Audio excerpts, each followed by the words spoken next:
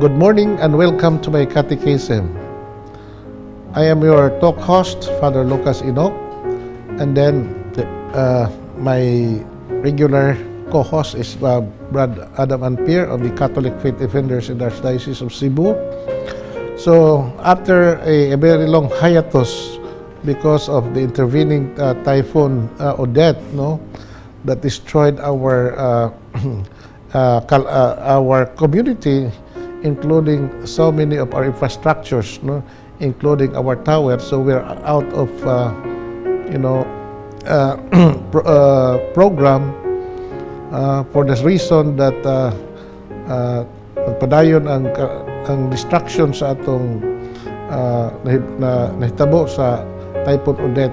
Karon we are back to normal, and that's why we resume our regular program, My Catechism, on TV every 6 o'clock in the morning, Monday, Wednesday to Friday, and 8 o'clock every Sunday. So today, since we are back again, the usual schedule nato, Brad Adam and I will be discussing a lot of things in this particular episode.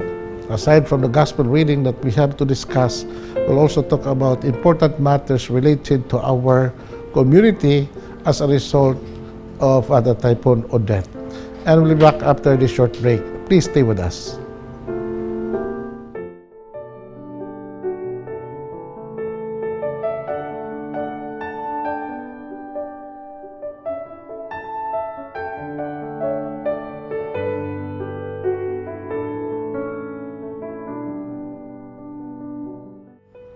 Thank you for staying with us. Good morning, Brad Adam. Good morning sa itong mga televiewers. How is your life?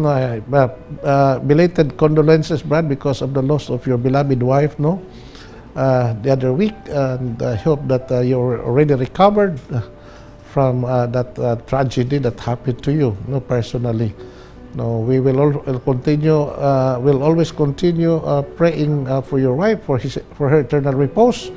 And hopefully you can move on and continue with your mission, and that is to serve the Lord in the propagation of the Catholic faith through our organization, Catholic Faith Defenders in the Archdiocese. Yes, Father, good morning, and also to our viewers, good morning. Yes, Father, salamat kayo sa Ginoo. Although na mga 10 days dito sa hospital mga kaigsunan, after 10 days mo na gikuha gyud sa atong magbubuhat ang, of course, di man ta dumalayon din sa kalibutan. So pagka January 8 namatay siya after 1 week na lubong ra pod, Father, diya sa January 16 kaloy sa Ginoo mao man ito kinabuhi. We have to move on, So muna padayon ta, Padre. In fact, daghan kayo mga pagsuway sa atong tagsa ka kinabuhi. Mao na nga ngayon ang tawag strength, Father, kusog gikan sa Ginoo, because we are nothing, according to our Lord Jesus Christ in John 15:5, you can do nothing without me. So mao ra gyud atong pag laom mangayo ta og dugang kusog, giya og panabang og kining grasya sa Ginoo, Father, nga makalahutay tanin mga problema. Very good, Brad. Salamat nga nakadawat ka sa mga hitabo ni Brad. It was a double tragedy that happens to you. Kuskoso pa ta sa Typhoon Odette niya. You lost your beloved wife, and this is something that really struck you. I understand, sa imong gibati. So we'll also discuss today what happened after the Typhoon Odette, the aftermath of the typhoon, which we still continue to suffer until now, So ako, Brad, ay halimbawa itong mga televiewers nga I was born in the island of Olango and grew up there, and I still have my family there in Olango Island, my relatives and friends, So our place in Olango Island was heavily devastated, because we were very exposed to the typhoon. The path of Typhoon Odette, maugid to ang ilang naigog yun ang among isla. Aside from a very powerful wind, No, the storm surge was also very strong that destroyed a lot of not just so many houses, no, especially in the coastal areas of the island, even in the inland part of the island, nothing left standing, no.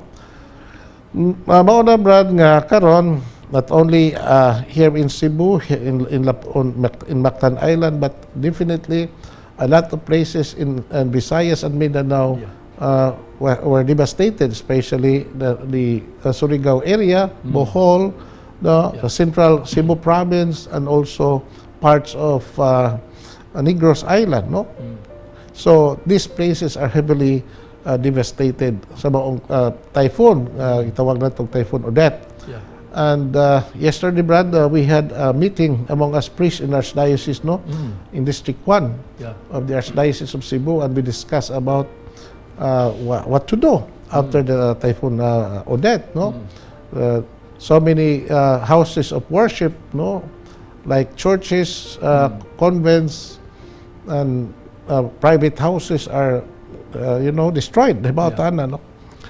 Yeah, sa itong mahimo na as a people of God. So, ako share lang yun, Brad, no? We have to rely on our own efforts na lang. We should not rely on the help of other people because it seems that the help from the outside sources are very slow in coming, if there is any. Even our government aid, no, is very, very slow, no, in coming. That's why we are very frustrated, no. It seems that this government, no, frankly speaking, it seems that dili tingali ni description sa gobyerno that this particular government is very inefficient, no, in regards to sa ilang katungdanan unta, Brad, no, pag address sa maong hitabo. So mao na nga hangtod karon, so many places in Cebu and other parts of the country nga naigo sa Typhoon Odette, wala pay mga tubig, wala pay suga, no, electricity are not yet restored. And a lot of people are also hunger, antos, no, sa hilabihan, kay wala na sila kapuy-an, na gutom, kay wala na sila paginabuhian, na what to do, no, to address the situation as a people of God. So there are so many suggestions, no, in our meeting. Hopefully that we in the church, no, especially we priests and also our lay people would be able to address the situation kay matod pas mga katigulangan, Brad, kinsa may magtinabangay kundi kita rasab nga mga magsilinganay, no? Even the mga priest father, di ba? Apektado po sila, mga pamilya. Exacto, no? Like for example sa imuha. Ang mga simbahan po dato, no? Daghang kay mga simbahan nga wa pa taon recover. Even our seminaries, no? Naguba ang itong seminaryos mabolo. So dako kayo damage, no? Wala na atop. Both seminaries, the college seminary and also the major seminaries, nagay atop, no? Bago pagitan nagi pulihan og atop, no? Mapay tuig, especially the college seminary niya karon wa na si atop. So ang damage dako kay kaayo, Brad, no?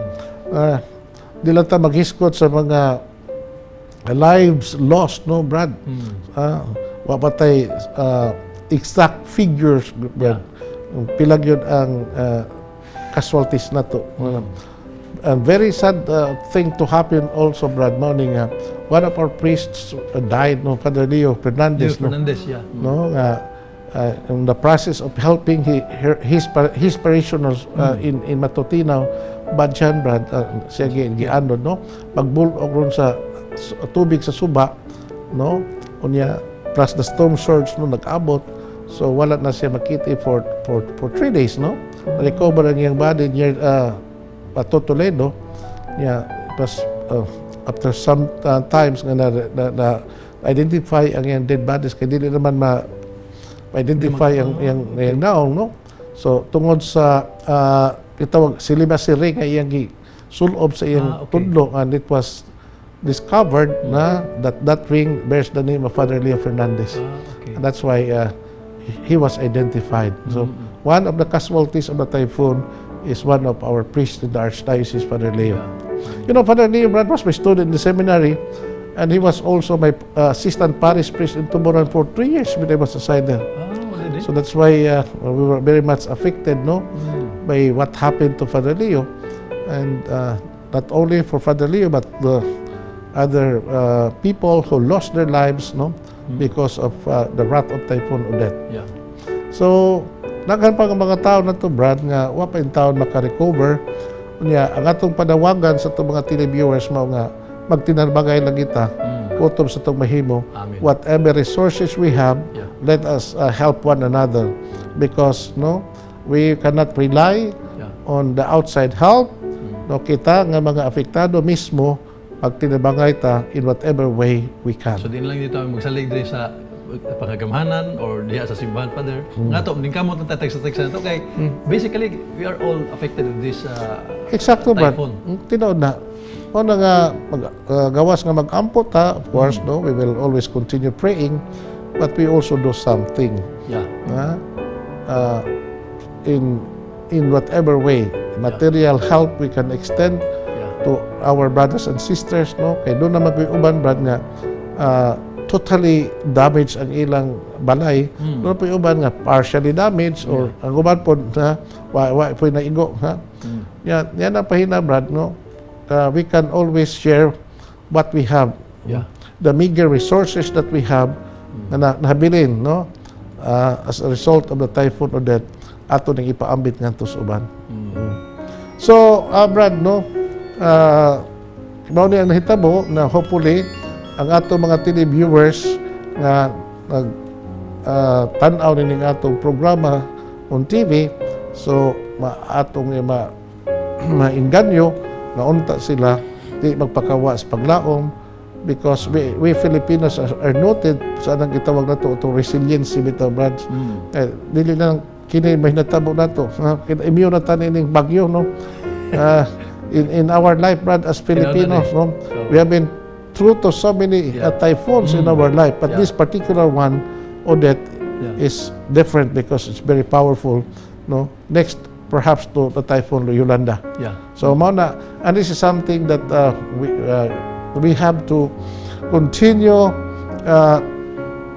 announcing to our people, informing our people that we have to help one another, as I have said, in whatever way we can. Yes, sir. And please stay with us. We'll continue with our episode, and we'll be discussing about our gospel reading this Sunday. Please stay with us.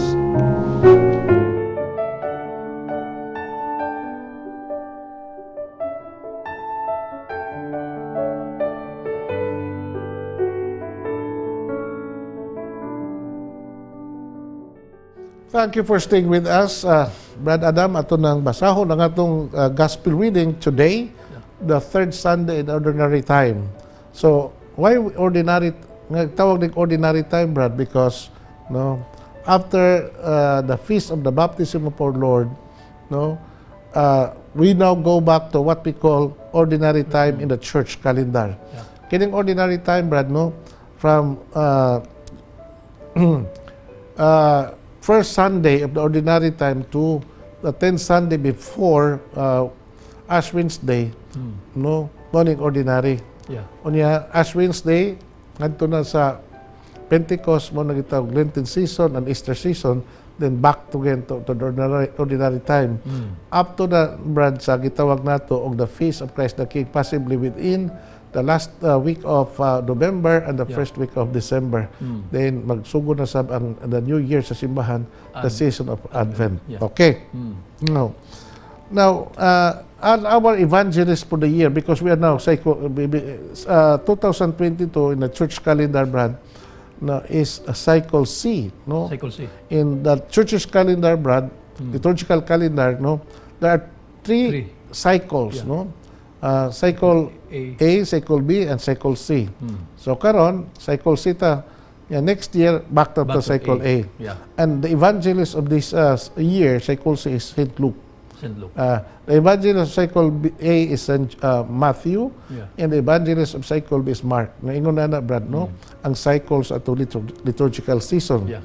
And the color of the liturgical season, basta ordinary time, Brad, is green, no? Mga kuan gani Lent and is violet, like Advent, no? On the Easter season is white, no? The same as Christmas season and other major feasts of the saints and the Blessed Virgin Mary, no? White yun na sila, Brad, no? Yeah. So we only wear red color and during the feast of the martyrs, Brad, no? Yeah. And especially also on Good Friday. Amen. Now, our gospel reading today is taken from the Gospel of Luke, chapter 1, verses 1 to 4, and chapter 14, verse 14 to 21. A reading from the Holy Gospel according to Luke. Glory to you, O Lord. Since many have undertaken to compile a narrative of the events that have been fulfilled among us, just as those who were eyewitnesses from the beginning and ministers of the word have handed them down to us, I too have decided, after investigating everything accurately anew, to write it down in an orderly sequence for you, most excellent Theophilus, so that you may realize the certainty of the teachings you have received. Jesus returned to Galilee in the power of the Holy Spirit, and news of him spread throughout the whole region. He taught in their synagogues and was praised by all. He came to Nazareth, where he had grown up, and went according to his custom into the synagogue on the Sabbath day. He stood up to read and was handed a scroll of the prophet Isaiah. He unrolled the scroll and found a passage where it was written, "The Spirit of the Lord is upon me, because he has anointed me to bring glad tidings to the poor. He has sent me to proclaim liberty to captives and recovery of sight to the blind, to let the oppressed go free, and to proclaim a year acceptable to the Lord." Rolling up the scroll, he handed it back to the attendant and sat down, and all the eyes in the synagogue looked intently at him. He said to them, "Today this scripture passage is fulfilled in your hearing." The Gospel of the Lord. Praise to you, Lord Jesus Christ. Okay, Brad. So, morning atong Ebanghelyo karong Yeah. adlaw, karong Domingo, ha? And we have to reflect on this, no? Actually, Brad, this gospel reading is a quotation from the Gospel of Luke, no? There are two parts. The first is the introductory, is taken from the prologue of the Gospel of Luke, chapter 1, verses 1 to 4. Then, mo jump tangadto sa verses 14 to 21. So, verses 1 to 4, no, of the Gospel of Luke, no, talks about the beginning, the prologue, no, how Luke, no, made his decision to write this particular book Yeah. that bears his name, the Gospel according to Luke. And this particular book, Brad, no, is dedicated to a certain person named Theophilus. Theophilus. Who is this Theophilus? And that is something that we have discussed. No? Yeah. But before that, Brad, I would like to remind our televiewers that Luke, Brad, one of the greatest writers in the New Testament, doon na siya duha ka volume sa iyang work. The first volume is the Gospel, the one that we're reading. Yeah. The second volume is the book of Acts. Acts. No? And both works or volumes of St. Luke is dedicated to this particular person named Theophilus. No? Yeah. So, the first volume, the Gospel, talks about the life and teachings of our Lord. Yeah. No? And then, the second volume is the book of Acts, no? That talks about the history of the early church, no? The Acts of the Apostles, Yeah. no? What happened to the Church of Christ and what happened to the Apostles, especially of Peter and Paul, after Jesus ascended to heaven. Yeah. Now, mutana ta, Brad, nga man nga this particular work of St. Luke was dedicated to that particular person nga gitawag og Theophilus. Yeah. Now, in your own mind, Brad, what do you think? No, who is this person, Theophilus? Well, aside from that, of the particular person, Theophilus, basically our church, I think, teaches also that Theophilus is not only one person, but it is basically the people of God, the beloved people of God, which is Theo and Philos combined, Father, which is the beloved people of God. So this particular gospel is addressed not only to that particular person, but to the people of God. Okay, as a see, whole. okay, I agree with you, Brad, no? That this particular person named Theophilus may be a historical figure, Yeah. a person of high office in the community. Yeah. Perhaps he was a catechumenate or he was a convert who wanted to know more about Christ and his church, and that's the reason why Luke wrote this gospel, no? So that this particular convert or catechumenate, no, would be informed about the new faith that he just received. Or perhaps Theophilus may be a person who is the symbol of a person na nangita sa kamatuoran. No? Yeah. So as you have mentioned, the name Theophilus is a Latinized name of a person which is translated into the lover. Theo, Yeah. God, Philos meaning love, lover of God. Yeah. That's why St. Luke says, since many have undertaken to compile a narrative of the events that have been fulfilled among us, just as those who were eyewitnesses from the beginning and ministers of the word have handed down them to us, Yeah. I too have decided, after investigating everything accurately anew, to write it down in an orderly sequence for you, most excellent Theophilus, so that you may realize the certainty of the teachings you have received. Yeah. So, ang tuyo ni San Lucas, pag-gather ang mga information about the life and teachings of our Lord and put it into one book, we call the Gospel of Luke. Mao, nga, kadtong mga tao nga buot makahibaw sa kamatuoran would be informed and would be guided, no? Yeah. Now, makita nato din ni Brad nga Luke was not the only person who wrote anything about the life of our Lord. There were so many other people, Yeah. as Luke attested in his prologue into this gospel. Maingon nato, Brad, nga Luke was a good writer. Yeah. And not only was he a good writer, he was also a good historian. Yeah. Because when Luke wrote that event about what happened to Jesus and what happened to the church after his ascension to heaven, it was also already a history. Yeah. No? And in fact, Luke wrote his gospel around the year 75 to year 80 AD. Yeah. So, but tawag na ito nga, dugay na namatay itong Ginoo.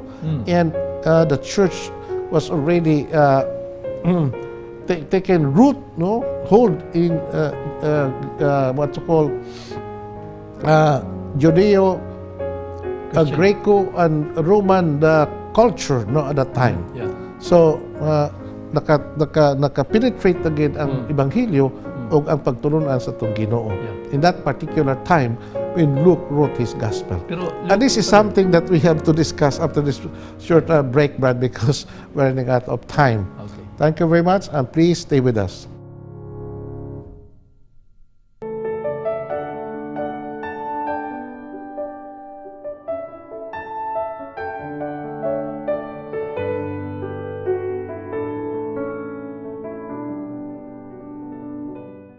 Thank you for staying with us. Salamat, Brad Adam. Atong padayonon ang pag-discuss o pagmalandong sa itong Ebanghelyo karon. We now move on to the second part of the Gospel reading, and that is chapter 1, verses 14 to 21. Now, Luke talk about Jesus, no, already grown up. Yeah. And he was already 30 years old when he wrote this particular event that he went to the region of Galilee and began proclaiming the good news of the kingdom. Yeah. So, mingon ta po nga, Brad, ba nga, Jesus was born in Bethlehem, Yeah. and then he grew up in Nazareth for 30 long years, and then after his baptism by John Yeah. in the Jordan River, wala siya mabalik dito sa Nazareth, but he moved straight to the region of Galilee after his 40 days retreat in the Judean desert. Yeah. Now, what happened in his Galilean ministry was that Jesus began to proclaim the good news of the kingdom, and that was also the time that he introduced himself to the crowd, that he was the long-awaited Messiah, the Son of God. So a lot of people came to him, and a lot of miracles na happened in the Galilean ministry for Lord, especially in the town of Capernaum. And people from Nazareth heard about what happened to Jesus in the other parts, no, of the region of Galilee. Nga nakaingon sila, di ba, ato ba ng silingan, anak ba ng Jose ni Maria? Nga nag-usap mo siya dito, nga, wala man. Muna nga, what happened now, no, is the narrative of St. Luke of Jesus' visit to his town of Nazareth, no? So ang first place din nga dito sa nagminister padre ang sa Galilee. Galilee. Actually, Brad, Dili dito sa Nazareth is a part of the region of Galilee. But okay. ang iyang Galilean ministry tuwa dito sa mga kabaybayunan sa Lanao sa Galilea. Nazareth is not a coastal town of Galilee, of the Lake of Galilee, no? So medyo layo-layo. Okay. Dito siya nagbali, naghimog mga milagro, nag-ayong mga masakiton, naghingiling mga yawa. And people from Nazareth, yung mga silingan, heard about the news of the activities of Jesus in Galilee. Kailan mo minutuhan na? And this time, may pauli itong Ginoo. Pero dili na to, ayang pagpauli sa Nazareth was not purely personal visit, but it was may guna to pastoral visit, nga naman. He came to Nazareth where he had grown up and went according to his custom into the synagogue on the Sabbath day. Now, so miadto siya sa sinagoga sa Nazareth, no? Adlaw pag ipapahulay. He was the one who presided in the synagogue worship. And people were amazed, no? Because when the minister, or when the minister of the synagogue, no, gave him the book in order to be read in front of the crowd, no. Katong yung mga crowd nga naminaw niya itong mga parinti, itong mga silingan nga nakailakay niya. So basic din na padre nga basa gyud sila og scripture during Brad, the time of every Sabbath, no, that was the custom of Jews, no, that he have to go to the synagogue, no, in order to worship God. And that worship, that liturgy composed of reading the Word of God, then explaining it to the people, and then prayers and songs. Ang pari mo, now, there was a synagogue worship, there is no priests, no. The only place where the priests would celebrated a liturgy or worship in a temple. But temple is very far in Jerusalem. There's only one temple, and that is the temple of Jerusalem. And doon na may mga lugar na layo sa Jerusalem. So in fact, there are people, Jewish people living outside Israel, nga who could not come to Jerusalem and worship God in the temple. That's why they would always gather in the synagogue. Karong panahon na, Brad, na may temple sa Jerusalem. Wala na. No, the Jewish people today in the whole world, no, they still continue to worship God according to their own belief in a synagogue. What a temple room. Now, the chief of the synagogue gave Jesus a scroll. And that scroll was being opened by the Lord, and he read a passage. What passage did Jesus read? From the book of Isaiah, chapter 61. Okay. And this is what he read. The Spirit of the Lord is upon me, because he has anointed me to bring glad tidings to the poor. He has sent me to proclaim liberty to captives and recovery of sight to the blind, to let the oppressed go free, and to proclaim a year acceptable to the Lord. That was the quotation. Then, St. Luke continue recording in his narrative, matod pang St. Lucas, rolling up the scroll, he handed it back to the attendant and sat down. All eyes were fixed upon him. And then he said, he sat down, and he said, today, this scripture passage is fulfilled in your hearing. Tukma kayo, Brad, no? Karong adlaw, Oh. kining bahina sa kasulatan nga inyong nadungog nga akong gibasa, natuman suma sa akong gibasa nga inyong nadungog. Oh.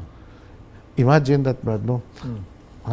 What would be the reaction of the people of Nazareth upon hearing Jesus, no, uttering such a word that he is the fulfillment of the prophecy of Isaiah? You could just imagine, kahilas ko ng tawhana.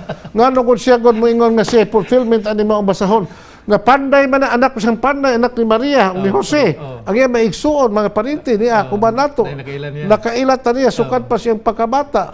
How dare would he claim that he is the fulfillment of the prophecy of Isaiah? So, nagkakuan mga tao din. Lalis mo. Mao na nga, is he not the son of the carpenter? Yeah. Is Mary not his mother? We know him. Now,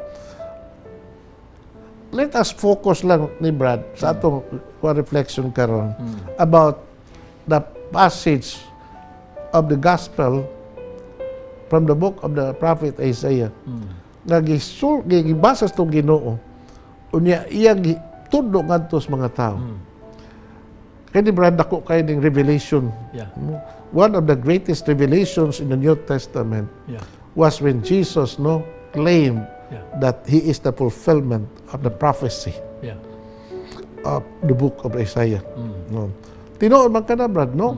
Because we know that the entire Old Testament scripture is a book about the coming of the Messiah. Amen. And when finally Jesus came, and when he began his public life in Galilee, and then when he read that passage of the book of Isaiah, so kining tanan nga nasulat sa karaang testamento, tinuod yun nga natuman pinaagi niya. Sa imong reflection na Brad. Mao ginay kuan padre, no? Sa iyang pag-anhi, basically ang Old Testament is a prophecy of the Messiah, coming Messiah, and was really fulfilled according to the gospel na nahitabo gyud diha kaniya. Pero mao na daghan kayo mga adversaries niya nga dili makatuo because they know about Jesus nga siya na tao dito sa Nazareth. Nakibaw sila sa papa o sa mama. Pero man sakto gyud ang giingon sa kasulatan nga there is no prophets diha sa iyang kaugalingong lungsod nga natuuhan siya padre. So no prophet is accepted in his own town. Correct. So man nga murag accepted na niya padre, no, nga kining di siya dawaton diha sa iyang kaugalingong lungsod. You know, Brad, even until now, the Jewish people remain unbeliever of Christ, no? Correct. Up to this point in history, 2,000 years back, no? Nakita mo ning maong kitawag na tong Jesus event recorded in the scriptures, in the gospel. But ang katawhan sa Israel nga unta diha mataw nila ang bisiya sa kalibutan ug ilang kadugo raw sab wa nila madawat. Kahit mao lagi matod pa familiarity breeds contempt, no? Unya mao na nga mingon nga atong Ginoo in the prologue of the Gospel of John, nagingon in the word in the beginning was the word. The word was with God and the word was God. He became man and dwelt among us.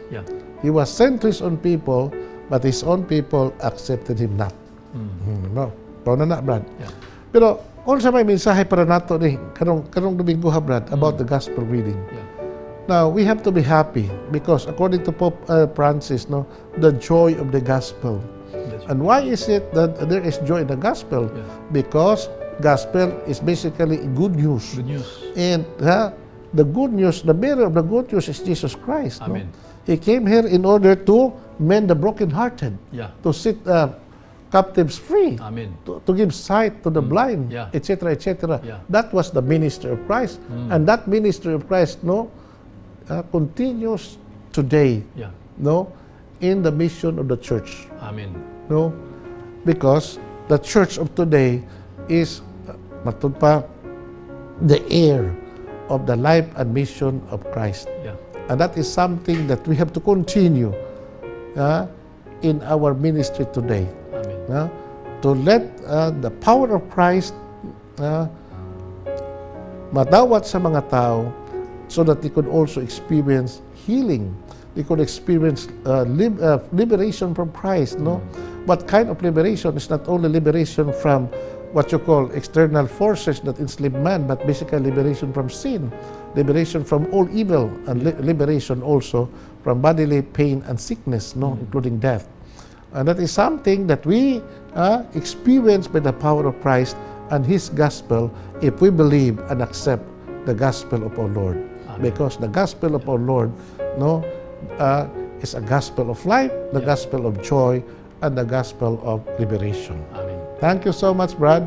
And let us invite our televiewers to continue hearing the Word of God, listening to the gospel, because there is power in the Word of God. Amen.